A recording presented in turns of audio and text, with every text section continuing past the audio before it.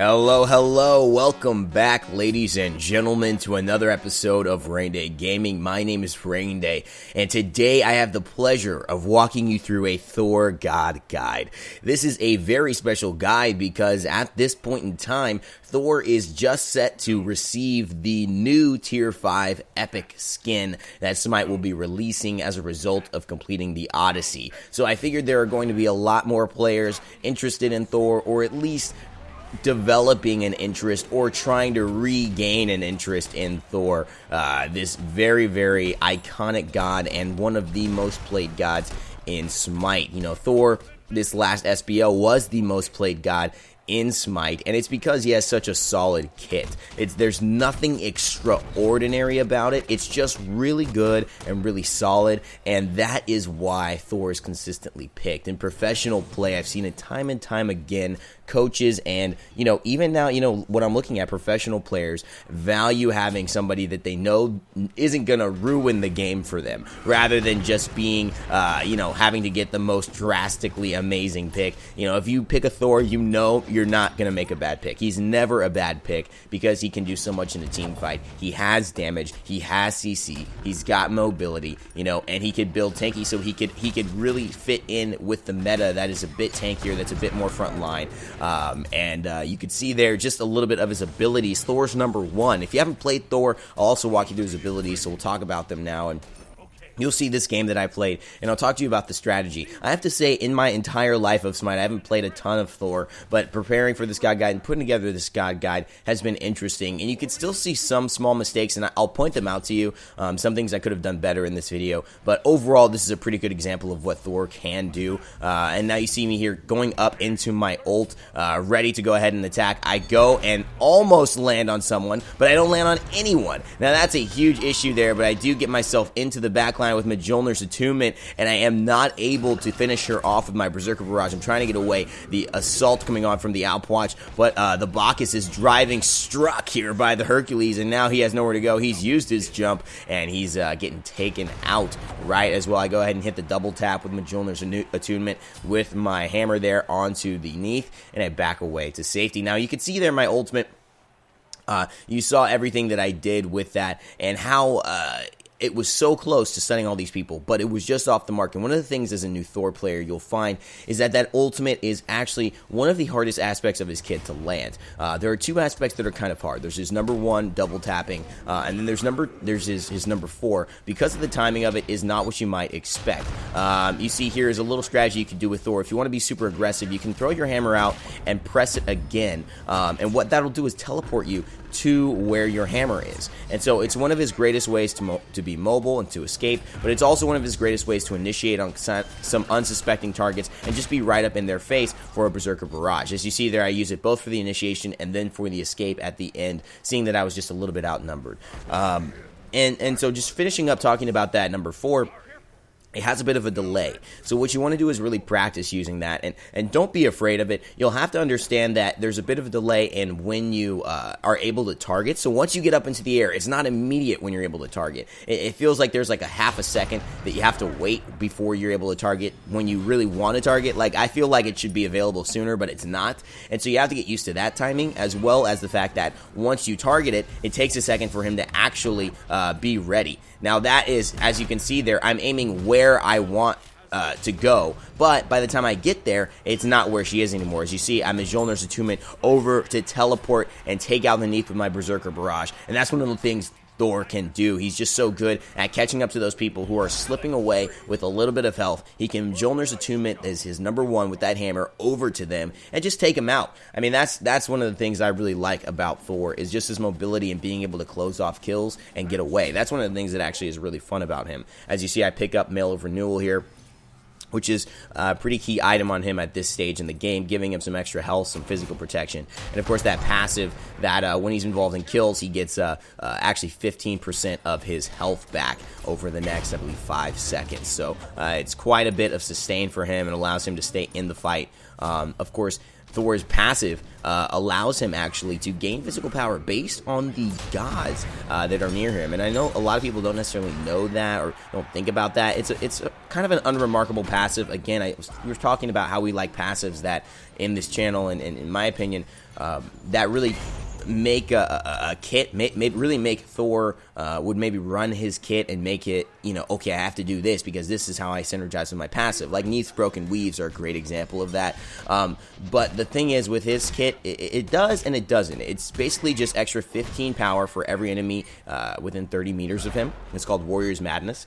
And that means that while he's doing damage with his Berserker's Barrage, or he's landing on a bunch of enemies with his ultimate, he's going to be stronger for that. You can gain a maximum of 45 physical power, which is quite a lot, especially early game. If you land on 3 enemies with your ultimate and then you go into a Berserker Barrage, it's going to hurt. You see here, I'm ulting behind one of these columns, and one of the things you can do, as you see here, landing on at least the Bacchus there and getting more powerful. You see I'm going after the Neith here. I hit her with my Tectonic Rift. I go with my Mjolnir's Attunement to double tap it. It does not kill her, but the Bacchus throws all of his kit on me just to stop the aggression, and it does work. The Outwatch is following up as well, and now we are not in a great spot. However, I see myself as an opportunity to get out. I look to Tectonic Rift back and stun, but I do get taken out, giving myself a kill, hoping that the Nox can follow up with that. The Hercules Boulder comes out, the Excavate, but it does take out the Nuwa. I believe the Neith does get away, though. And you see in this game, I have a little bit of a back and forth in the Neith. I've been trying to get the Neith most of this game. She's been keeping her eyes on me as well. So it's kind of just a matter of timing. She gets away from me a couple times, but I get her, guys. Don't worry, I get her a couple times too. But you can see there, one of the limits and one of the issues with Thor when you're playing him is that you're gonna have to really gauge how mobile you are, and how dangerous you are. That Mjolnir's Attunement gets you out of a lot of situations, but again, it has to be done very quickly, and if you have a burst damage god that can kill you before you're able to Mjolnir's Attunement out, that's going to be an issue as well. Outwatch is a pretty good example of that. So you need to be a little preemptive with him, although Thor is a pretty relatively easy god to escape, and so I do recommend him for some guys who are a beginner and trying to check out Assassin. Some people were asking, what's the best assassin to play as a beginner god? I would actually almost put Thor up there, not only because he's really valuable and he just has a lot of aspects that help the team, but because he has some relative mobility. Now the thing is, his number one being his damage and his mobility is an interesting thing for a new player, and someone who doesn't really know. See, I hit 3 players there. I hit the Outwatch, I hit the Neith, and I hit the Bellona. I'm going after the Bellona, but I get drunk, and so I can't pursue, but Blizzard Bears with his ultimate takes her out as well. I see a lot of teammates in the back. The Outwatch is not looking safe right here, so I decided to go on to him with my Berserker's Barrage. Of course, I'm getting more damage because I have more players near me, and I'm deciding to throw my Mjolnir's Attunement. I do it, and I blink over to him, but Zidane takes him out. Must have been with a basic attack or something similar. Now I'm here with the Neith. I stun her as well. My Berserker's Barrage comes up, and I go ahead and take her out. Take that, Neith. You can't kill me without me killing you back, sucker.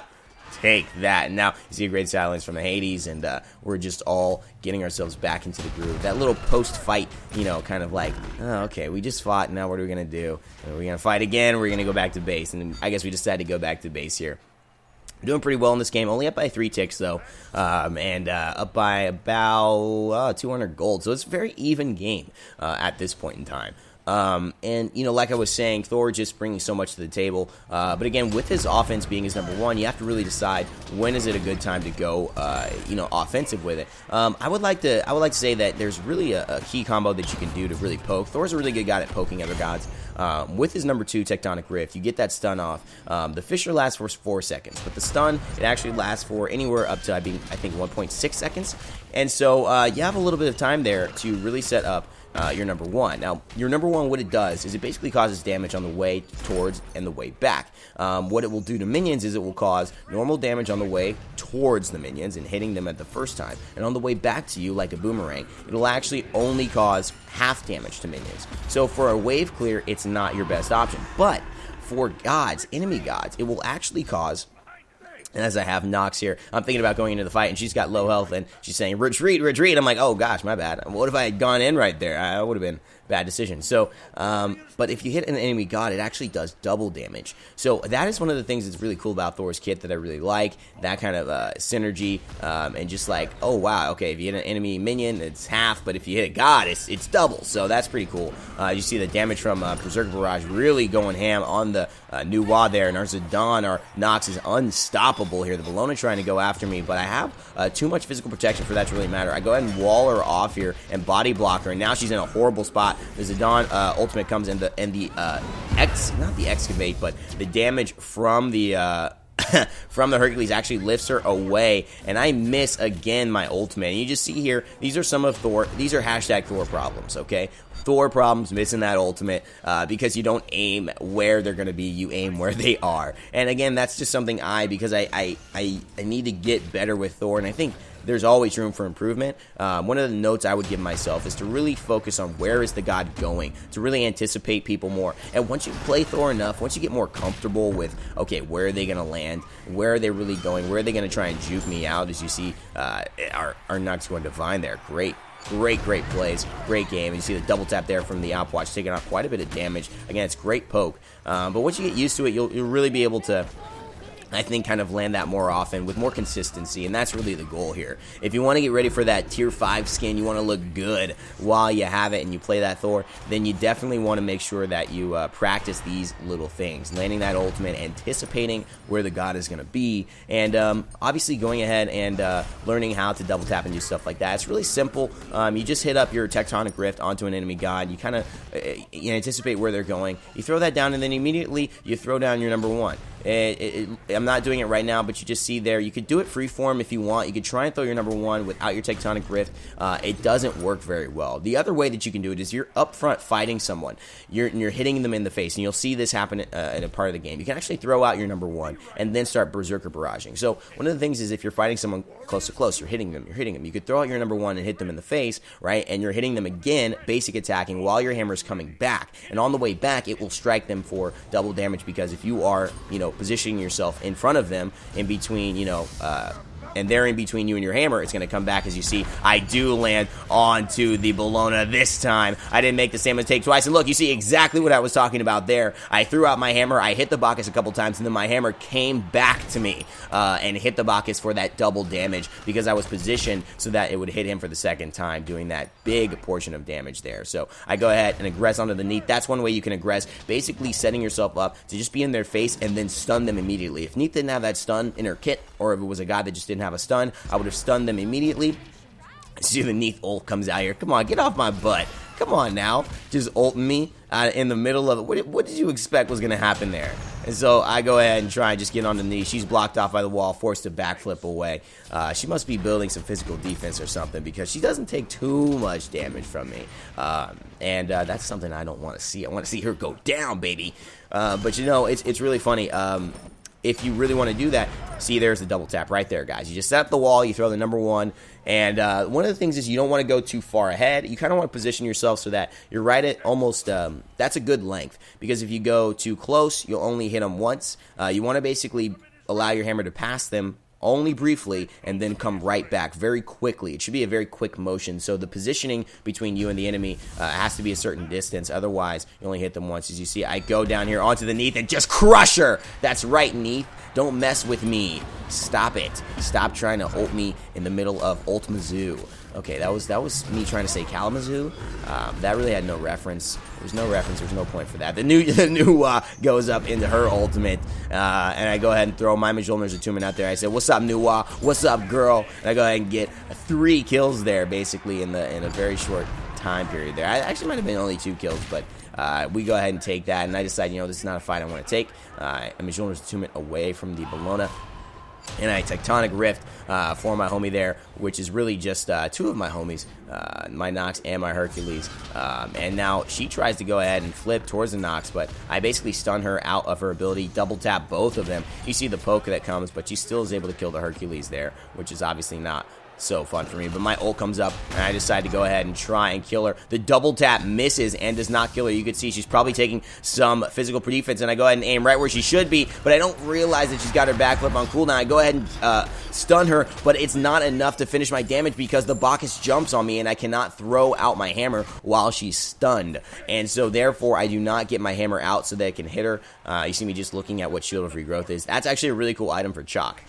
If you play a lot of Chalk, you try Shield of Regrowth. When he hits his 3, he gets 35% movement speed. It's pretty much whenever you hit your 3, you get 35% movement speed, and it's pretty freaking awesome. It's actually a really cool item. Try it on Chalk if you guys haven't. I like it a lot. And so you see here, I go ahead with the full double tap on both of them. I hit my Mjolnir's attunement, and the Berserker Barrage, the Hercules ultimate comes out. The Excavate, not enough. I try to get the Bellona, but it's not enough as well, and so we have to retreat here. But I'm doing pretty well in this game, 6-2 and 11. We're up by about 10 points now and 20 to 12 kills, but our really good Nox gets taken out here. I decided to go onto the Outwatch, but I kind of missed the timing, and that's one of the things that obviously, comes with more practice. I want to go for the ult here, and I go for where the Outwatch should run, but he runs out of my way, and you see it's not what I wanted, but I'm able to hit him with both double taps of my hammer, and then basically Berserker Barrage him to death. Now, one of the things you can do is you don't have to always hit your number 1 right at the... Oh, wow. What a wall. Saving Blizzard Bears and Neith. And the Neith ultimate doesn't take her out, so he actually survives. He was so happy to be saved there. And that wall being so good. Thor with his number 2 just having the ability to just support his teammates in so many ways. That wall being such a buzz kill. If you're trying to kill someone, that is one of the reasons I really like Thor as well. He says best team ever, and damn right, son. MLG plays. Let's go. Thor just being so good and just walling people off. You could imagine in Conquest or in Clash or in with places with like the closed arenas, and you see there nobody wants to even mess with that. She can't move, and the wall is up for 4 seconds. She's not going to go anywhere for 4 seconds. I'm telling them to attack. I know the Outwatch is running around here. I go on to the Bacchus instead. I stun him with my number 2. I go with my Berserker Barrage. We go ahead and take him out. The Hades Burst doing the job at the end. But you just see kind of the deal when you ult, and the way to do it is to go ahead and use your number 2 immediately after, so you can stun them right away so that they'll take the majority of your damage and also take the burst from your teammates. They're stunned for 1.5 seconds regardless with your ult, but you can hit your number 2 to stun them again in order to then basically finish up your number 3 and then, do any damage you need. If you need to catch up with someone, you obviously have your number 1 available. But again, be wary if you have a team that's really aware of you. Like when I see a Thor kind of doing what I'm doing to this enemy team and I'm on the other team, I start becoming very aware of that Thor, trying to catch him. Really the thing is, good Thors, they're really hard to catch. That's one of the things I've really found out. A good Thor, a really strong Thor, as you see here, I'm trying to get out, and I somehow get myself out of there. I throw it to the right side, thinking I'm throwing it straight, and I think it's enough of a misdirection that it actually saves me. I don't know how I survived there, but I think I don't know, I panicked and threw my hammer somehow, but I'm trying to turn the tide back here, and I definitely want to go onto the Outwatch, but it doesn't hit him again, and so I'm just so, it's a little disheartening, but you can imagine how many kills, how much damage would have been done onto this team had I hit my ultimates consistently, and I think that for newer Thor players is probably going to be one of the most difficult aspects, because everyone knows how to play against Thor. Everyone knows to look out for that ult. Everyone knows how to try and juke his ult. So it's going to take more patience from you to kind of okay, they're juking right now. Let me take an extra second in the air while they juke. Those are some of the things that will really help that I didn't do. I tried to go very fast. I wasn't really patient enough to wait and see how they were juking me and where they were really going. Also, one of the ways to do it is to do it from cover as best you can. Even if you do it behind the base, you could do it in the air and it's still directly in front of their sight. Remember, you have to look forward in Smite. And so if you do it from the side, like from the side of of where the buff camps are, you'll have a better chance of doing it basically secretly and allowing yourself to land it because their movements will be predictable. They won't be trying to dodge you. But see here, I do hit it onto the Outwatch, predicting where he's going to be, but the Nuwa stuns me out, and so it's not enough to basically finish up, and my teammate's too far behind, and so I'm not able to do it. You see the aggressive plays by Nox there, really nice roots, and the ultimate to keep her CC immune, and then she blinks away. Unfortunate that she wasn't able to get something there. I think she knew she had the blink, and that's why she was able to be so aggressive, but Let's talk a little bit about the build, guys, and really briefly just tell you what I'm doing and why I'm doing it. We'll cover this at the end as well, but for those of you who just want to watch it here as the game is almost over, I've got my Warrior Tabi, which is pretty straightforward for Thor. You see I'm hitting pretty hard, 254. That's pretty good damage. You see I've got Mail of Renewal, again, which is going to give me that regeneration when I get a kill or an assist. I've got my Hide of the Urchin, which is a great defensive item, and I like to play right now, and I suggest for you, if you're a new Thor, to build something similar to this. Give yourself a little bit of damage in, Warrior Boots, Jotunn's Wrath, Shifter Shield, and Titan's Bane, or something similar to that. But don't give yourself, and you see I go to the back line here, missing again, but basically being behind their enemy lines, able to block off the Neith from retreating and stunning her, allowing her to get into the knock silence, and then basically have nothing else to do, nowhere else to go. And that's just been a fantastic combo all game. It's really been ruining this team. But you get those 4 pieces of damage, and then you get the 2, Mail of Renewal and Hide of the Urchin. Hide of the Urchin is going to give you, again, you're going to be really, really tanky against physical gods, but you're also going to have enough sustain with the full stacks, because Thor's going to be getting a lot of assists. Thor's going to be really helping out in the fight most of the time. As you see there, I get another kill. You're going to see that Hide of the Urchin paying off pretty much for Thor, and allowing you to really have a lot of magical damage, defense, and physical defense, and health and mana for the cost of just 1 item. So I like that second. I had 10 stacks pretty early in this game. The 4th item is Jotunn's Wrath, and that really gives you just penetration. It gives you power. It gives you cooldown. It gives you mana. It gives you all these good things. It's a great item. As a Neith ultimate comes, it's gonna kill me? No, not even close, because of that Hide of the Urchin, baby. I got that. I only did about 200 damage to me. A full level 20 Neith a new ult only did about 200 damage to me. So you see I got my defense enough with that Hide of the Urchin to really, really take care of that. And then you have Shifter Shield, which basically, if you're below 50% health, it gives you 20 healing, actually 20 protections. But if you're above 50% health, it gives you...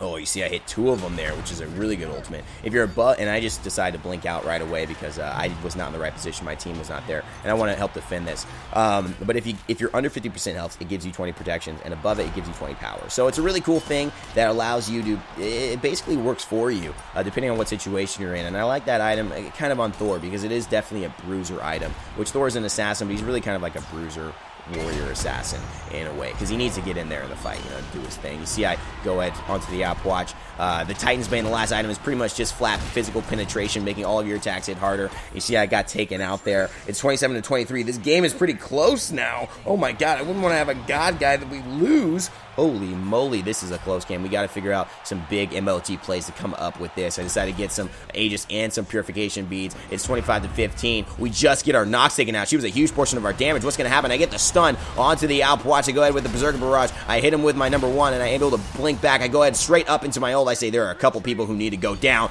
and Alp Watch is one of them. I didn't take him out. Blizzard Bears did the job, but here I'm fighting the Neith, and she gets away again. Oh my gosh, you are not getting away from me. This cannot happen. The Bacchus, I can tell, is coming after me. I throw my number 1, and I do get her. Take that, Bacchus. I use my Purification beads, which I just bought. Do I finish that off? I try and stun the Nuwa, and I get over there just in time, but Blizzard Bear takes the last kill, and we go ahead and seal the deal with this game and the victory here. I believe going 11-3 or 10-2 or something like that to take the victory here today and claim just a fantastic ending for our Thor God Guide here, guys. So I hope what this guy did was allow you to, as you see, I get the land on 3 or more enemies at once with your ultimate. Anvil of Dawn, so that is a achievement if you guys want to get that one. Not too hard to get. But you see I went 10, 3, and 18 here. A great performance. And you can just see the items here, that Mail of Renewal giving me that health, that cooldown, that physical protection, and that mana. And of course the Hide of the Urchin giving me the same thing, but in a very, very big portion with those stacks added on. So it's awesome. I have Jotunn's Wrath, of course, with the cooldown, the physical penetration, the mana, and the physical power. And then Shifter Shield giving me that protection. And of course the 20 extra protections when I am low. A great item for Thor, who likes to fight when he's low. And then all of my attacks gain that 33% power and penetration. You see 30,000 player damage. Pretty high. Highest on my team, and third highest in the game behind Renewal, who has that ultimate that hits everyone every single time, and of course the Outwatch. So anyways, guys, you can see 33,000 damage mitigated, pretty much the highest in the game as well. Thor is doing his dang thing. He knows how to do it. And thank you guys so much for watching. If you liked the video, please leave a like, share, comment, and subscribe to the channel. And if you have any questions about Thor, go ahead and leave it in the comment section below, and we will answer them as best we can here at the Rain Day Gaming community. As always, guys, my name's Rain Day. Never give up, never stop gaming, and I'll see you guys next time.